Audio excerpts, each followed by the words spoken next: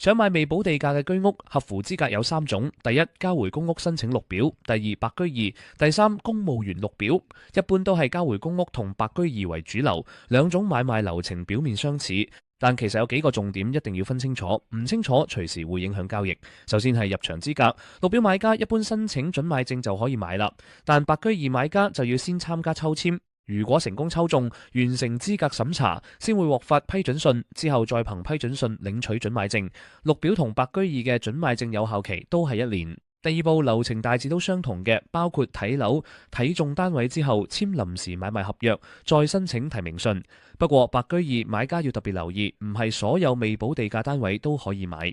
例如未過指定銷售限期、綠置居單位，現時一般只可以轉讓俾合資格嘅綠表人士，白居二買家未必可以承接。第三步就係成交，之後就要留意後續限制。綠表買家本身住緊公屋，成交後通常要2個月期限內交還原有公屋單位；而白居二買家雖然唔需要交還公屋，但買入之後亦有轉讓限制，24個月之後先可以出售。所以買未補地價居屋唔係淨係睇價錢，仲要睇清楚自己需要、資格、單位類型、轉讓限制同成交時間表。買得穩陣，住得安心先最重要。歡迎即刻聯絡我哋金匯地產專業同事查詢更多詳情。